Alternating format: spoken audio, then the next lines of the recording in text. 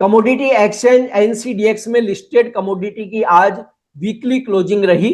धनिया, जीरा, हल्दी, कैस्टर, गंवार सीड और कॉटन सीड ऑयल केक की वीकली क्लोजिंग क्या संकेत दे रही है और अगले हफ्ते इनमें क्या खेल होगा, इस पर बात करेंगे कमोडिटी समाचार सिक्योरिटीज के को फाउंडर और रिसर्च हेड अंकित कपूर से। मैं हूं कमल शर्मा। अंकित जी, आपका स्वागत है मोलतोल में। जी नमस्कार सर। जी नमस्कार। अंकित जी, सबसे पहले हम मसाला बास्केट को ही लेंगे। बहुत उथल पुथल हुई है इस सप्ताह, तो जीरे की वीकली क्लोजिंग को देखते हुए क्या मूवमेंट देखते हैं आप अगले वीक के लिए? यहाँ पे मैं आपके साथ में जीरे का चार्ट जो है वो शेयर करना चाहूंगा। तो ये जी। आप देखिए, ये जीरा है यहाँ पे। जीरे के अंदर मैंने ये पूरी रिपोर्ट बनाई हुई है, आप देखिए चार्ट पूरा दिख रहा है यहाँ पे। तो ये एंडिंग डायगोनल बना हुआ है, इसके बाद इसने ब्रेकआउट दिया तो यहाँ पे करेक्शन लेने की कोशिश कर रहा है। अगर जीरा आपको मार्केट में 20,000 के आसपास, मतलब अगर मैं मार्केट में बात करूं तो 200 रुपए किलो के आसपास अगर मिलता है तो बहुत अच्छी खरीदारी वहां पे रहेगी। 160 यानी 16,000 रुपए का नीचे का स्टॉप लॉस रहेगा। आने वाले टाइम में आपको ये वापस से 25,000 26,000 के लेवल यहाँ पे दिखा सकता है। तो यहाँ पे जीरे की बात करेंगे, थोड़ा सा इंतजार करिए, नीचे में आएगा यहाँ पे। करीब करीब 1 से 1,500 रुपए की गिरावट अगर और आती है तो खरीदारी की राय रहेगी। सपोर्ट जोन पे यहाँ पे खरीदारी करेंगे। 16,000 के नीचे का पोजिशनल स्टॉप लॉस रहेगा। मुझे नहीं लगता कि 16,000 के नीचे जाना चाहिए, लेकिन आने वाले टाइम में आपको ये 25,000 26,000 तक के लेवल वापस दिखा सकता है। जी। और अंकित जी, अब हम धनिया की बात करें। देखिए, सब जगह यही चल रहा है कि धनिया धन बरसाएगा, और धनिया में हमने देखा कि बहुत ही अच्छी एक बढ़त देखने को मिली है। आपने पिछले शो में भी कहा था कि धनिया वाकई बहुत अच्छी कमोडिटी रहेगी इस साल 2026 की। तो अब धनिया की जो वीकली क्लोजिंग आज हुई है, उसके बाद आप क्या कहेंगे?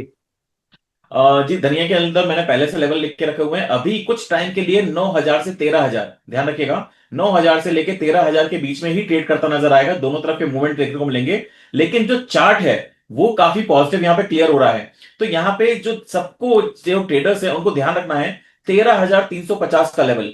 जिस दिन इसने 13,350 का लेवल ब्रेक कर दिया, आप मान के चलिएगा आने वाले टाइम में आपको 21 से 22,000, करीब करीब 8 से 10,000 रुपए की तेजी इसके अंदर देखने को मिलेगी। क्योंकि अगर हम देखें तो चार्ट के ऊपर एक बहुत बड़ा कंसोलिडेशन हमको देखने को मिल रहा है। इसका जो पुराना हाई है वो 13,000 के आसपास का है, और जो लो है वो करीब करीब 4,000 रुपए 4,000 रुपए के आसपास का है। अगर मैं मंथली चार्ट देख रहा हूं तो यहाँ पे ब्रेकआउट की अभी दरकार है। अभी ब्रेकआउट आया नहीं है, कुछ टाइम पे इसी रेंज में ट्रेड करता नजर आएगा। लेकिन जिस दिन इसने 13,350 का लेवल ब्रेक करा, आपको बड़ी तेजी यहां पे देखने को मिलेगी। तो अभी जो ट्रेडर्स हैं, अगर आपको 9,000 रुपए के आसपास, 10,000 रुपए के आसपास मिलता है तो अपनी जो धनिया है उसकी खरीदारी शुरू कर सकते हैं। लेकिन आने वाले टाइम में जिस दिन ये 13,350 का लेवल क्रॉस करता है तो फिर हम आगे की और तेजी की बात करेंगे। लेकिन तब तक 9,000 से लेकर 13,000 इसी रेंज में ट्रेड करता हुआ नजर आएगा। जी। और मसाला बास्केट में हल्दी है। काफी उम्मीदें थी, लेकिन हल्दी धीरे धीरे कमजोर पड़ी है। उसका चार्ट भी कुछ जगह कमजोर दिखाई दिया, हालांकि बीच बीच में उसने बाउंस बैक दिखाया है। तो वीकली क्लोजिंग को देखते हुए अंकित जी, किस तरह का अगला सप्ताह रहेगा हल्दी के लिए? लास्ट टाइम मेरी बात हुई थी आपके साथ में तो मैंने एक ही चीज बोली थी कि 16,500 का जो लेवल है ये अभी तोड़ना इसके लिए बहुत मुश्किल लग रहा है। तो अभी भी इसके अंदर जो स्टॉप लॉस है वो 16,500 का रहेगा। अगर मैं बात करूं तो 14,200 का लेवल अगर ब्रेक करता है तो और डाउनसाइड पैनिक देखने को मिलेगा। और नीचे में अगर हम टारगेट की बात करेंगे तो टारगेट में मुझे लगता है कि अगले सप्ताह 13,500 से लेके 13,500 से लेके 13,200 तक की चाल यहाँ पे देखने को मिल सकती है। तो कोई भी अगर उछाला मिलता है, हल्दी के अंदर स्पेशली अगर बात कर रहा हूं, कोई भी अगर उछाला मिलता है 15,000 15,200 के आसपास में अगर मिलता है तो बिकवाली करके चलेंगे। 16,500 का स्टॉप लॉस रहेगा। नीचे में टारगेट की बात करेंगे 13,500 13,200 तक के टारगेट देखने को मिल सकते हैं। अगर मैं यहाँ पे डेली चार्ट पे देखूं तो एक यहाँ पे हेड एंड शोल्डर पैटर्न बन रहा है। लोगों को ये शायद नहीं पता होगा तो उनके लिए मैं बता देता हूं। यहाँ पे ये जो पैटर्न है इसको हेड एंड शोल्डर पैटर्न बोलते हैं। और ये पैटर्न जब बनता है तो बड़ी गिरावट के संकेत मिलते हैं। तो यहां पे अगर ब्रेकआउट अभी दिया नहीं है, अगर ये 13,500 के नीचे क्लोजिंग करेगा तो आप मान के चलिएगा कि ये आने वाले टाइम में आपको 12,000 तक के भी लेवल्स दिखा सकता है। तो थोड़ा सा ट्रेडर्स को यहाँ पे कॉशियस होकर चलना चाहिए, और हल्दी में ऊपर के लेवल पे खरीदारी करके नहीं चलेंगे। अगर नीचे आता है थोड़ा सा इंतजार करेंगे, जब कोई रिवर्सल बनेगा तब जाके इसमें खरीदारी कर पाएंगे। यानी सेल ऑन राइज की रणनीति रखनी चाहिए कि हल्दी में? बिल्कुल, अभी सेल ऑन राइस की रणनीति रखनी चाहिए और 16,500 का स्टॉप लॉस मेंटेन करेंगे। जी। और अंकित जी, गंवार जो है वो एनसीडीएक्स की सबसे हॉट कमोडिटी मानी जाती है, हालांकि बहुत पिछड़ रही है। क्या होगा अब अगले वीक के लिए, जब आज की आपने वीकली क्लोजिंग देखी तो? बिल्कुल, यहाँ पे अगर हम बात करेंगे वीकली क्लोजिंग के अंदर थोड़ी सी नीचे गया है। लास्ट टाइम हमने बात करी थी कि 10,000 के नीचे भी ग्वारगम जा सकता है, जो ग्वार सीड है उसके अंदर भी और गिरावट आ सकती है, तो वही चीज देखने को मिल रही है। तो ग्वार सीड की अगर बात करें तो लाल निशान में ही है, अभी भी कोई स्ट्रेंथ देखने को नहीं मिल रही है। कोई भी उछाला मिलेगा तो बिकवाली करेंगे धीरे धीरे करके। आप मान के चलिए कि 4,900 से 4,800 तक के लेवल्स यहाँ पे आपको देखने को मिलेंगे। मैं फिर बोल रहा हूँ, 4,900 से 4,800 तक के यहाँ पे लेवल्स देखने को मिलेंगे। अभी फिलहाल की अगर बात करूं तो खरीदारी के कोई संकेत नहीं मिल रहे हैं, इंतजार करना अभी बेहतर रहेगा। बहुत सारी क्वेरीज आ रही हैं कि ग्वार सीड में क्या लग रहा है, ग्वार सीड में बहुत ज्यादा फंसे हुए हैं। तो मेरा यही मानना है कि अगर कोई भी उछाला मिलता है निकलने की कोशिश जरूर करिएगा, क्योंकि आने वाले टाइम में अभी इसमें और गिरावट देखने को मिल सकती है। अच्छा, वैसे जो बाउंस बैक जब होता है एक बहुत शार्प गिरावट के बाद, तो गंवार सीड की ही बात कर ले तो कितना बाउंस बैक आपको दिखता है कि मतलब 100 रुपए, 200 रुपए, 50 रुपए, या क्या हो सकता है थोड़ा बहुत?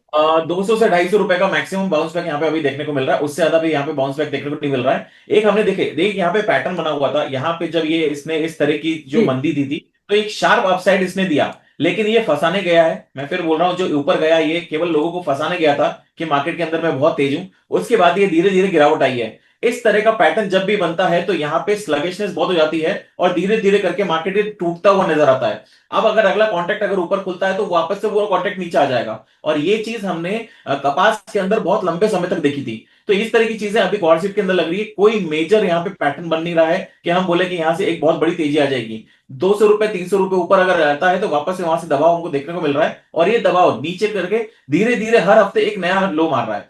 तो हर हफ्ते एक नया लो मारने का मतलब ये है कि अभी इसके अंदर जो कमजोरी है वो अभी बरकरार है। थोड़ी सी अभी और गिरावट यहाँ पे देखने को मिल सकती है। ये गिरावट आगे आने वाले टाइम में अगर गहरा जाती है और अगर ये 4,900, 4,800 आ जाएगा तो भी आश्चर्य नहीं करना चाहिए। जी। यानी जो ये कई जगह हम देखते हैं कि खबरें स्प्रेड होती है कि गंवार सीड रखिए, गंवार गम रखिए, तेजी आएगी, यानी अभी उस वाले में ना आए, क्योंकि वो तो वो हो गया कि आजा फंस जा। सर ये फंसा चुका है पहले ही, इसने जो अभी रिसेंटली में 6,400 का हाई बनाया था, जी। तो वहां पे पूरी दुनिया को फंसा चुका है। अब 6,400 को तोड़ना इसके लिए बहुत मेहनत का काम हो जाएगा, लेकिन ये नीचे के लेवल पे आप मान के चलिए 4,500 से 5,500 के रेंज में बहुत टाइम तक ये फंसा रहेगा।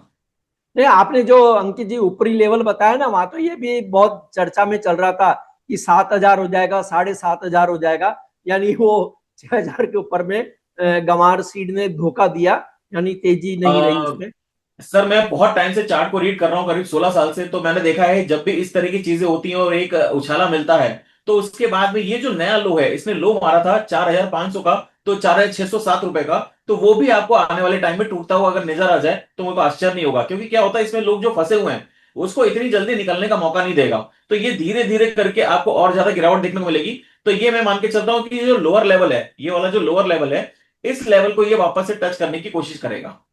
अच्छा, और गंवार सीड के ही बाई प्रोडक्ट गंवार गम की हम बात कर लें तो गंवार गम पर फिर आप क्या कहेंगे?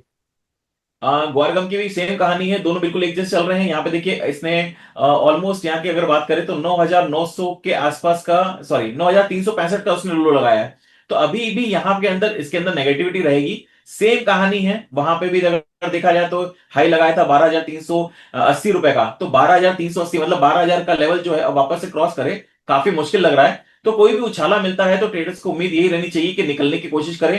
कभी मान के चलिए 10,300, 10,500 तक अगर मिल जाता है तो निकलने की जिम्मेदारी रहेगी। आने वाले टाइम में आपको भी ये मान के चलिए 9,000 के अंदर घुसता हुआ नजर आएगा।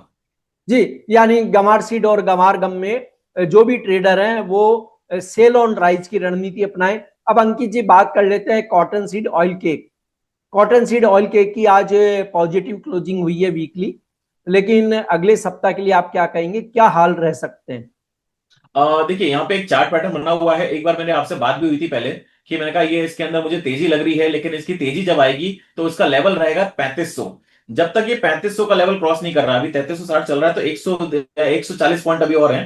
3,500 इसमें एक मेजर रेजिस्टेंस है, मैंने लिख के भी दिया हुआ है यहाँ पे, आप दिख रहे हैं। तो जी। जी। 3,500 का लेवल जिस दिन क्रॉस करेगा उस दिन मान के चलिएगा एक वापस से एक नई तेजी का रुझान बनेगा। और अभी पॉजिटिव है, ऐसा नहीं कि नेगेटिव है। तो अगर किसी को खरीदारी करनी है, किसी को खरीदारी करनी है तो 3,100 रुपए के स्टॉप लॉस से यहाँ पे खरीदारी करके चल सकते हैं। 3,100 रुपए के स्टॉप लॉस से खरीदारी करके चल सकते हैं। अगर ये 3,500 का लेवल तोड़ता है तो आने वाले टाइम में ये बड़ा ब्रेकआउट देगा और इस ब्रेकआउट के बाद आप एक्सपेक्ट कर सकते हैं मार्केट के अंदर कि मुझे इसके अंदर जो टारगेट है, वीकली चार्ट बता रहा हूं मैं यहाँ पे, तो वीकली चार्ट के हिसाब से 3900 से लेके 4200 तक के टारगेट्स यहाँ पे आपको देखने को मिलेंगे। जी, और अंतिम कमोडिटी आज की हमारी है कैस्टर सीड। कैस्टर सीड से क्या उम्मीद करें, क्योंकि इसमें भी गंवार जैसा हाल है, लोग बहुत फंसे हुए हैं, सब चाहते हैं कि और अच्छी सी तेजी आ जाए तो हम निकल जाए। बिल्कुल सही बात बोल रहे हैं आपकी, इसके अंदर एक तेजी की वापस उम्मीद कर रहे हैं। आज जो है इसमें डोजी पैटर्न बना हुआ है, तो यहाँ पे क्लैरिटी अगर मैं बात करूं तो कुछ भी देखने को नहीं मिल रही है। मुझे लगता है कि 1 से 2 हफ्ता यहाँ पे थोड़ा सा इंतजार करना चाहिए। मैं बेचने की बात यहाँ पे नहीं करूंगा डेफिनेटली, लेकिन मुझे लगता है कि थोड़ा सा इंतजार करेंगे तो बेटर रहेगा, क्योंकि मेजर जो सपोर्ट आ रहा है वो 6000 रुपए का आ रहा है, और रेजिस्टेंस की अगर बात करूं तो 6550 का है। इसी के रेंज में ही ट्रेड करता हुआ नजर आ रहा है। थोड़ा सा यहाँ पे इंतजार अगर करेंगे तो मुझे लगता है कि 1 से 2 हफ्ते के बाद आपको इसके अंदर ज्यादा अच्छी क्लैरिटी मिलेगी। मुझे अभी वेट एंड वॉच की स्थिति लग रही है। जी अंकित जी, आपका कोई डिस्क्लेमर? जी, मार्केट में मेरी कोई पोजीशन नहीं है, जो भी मैंने बात करी सारी की सारी अनबाइज्ड है। प्लीज बिना स्टॉप लॉस के मार्केट में ट्रेड मत करिए, और अपने एडवाइजर की सलाह जरूर लीजिए। जी आपका धन्यवाद, शुक्रिया Ankit ji. Thank you so much sir, नमस्कार।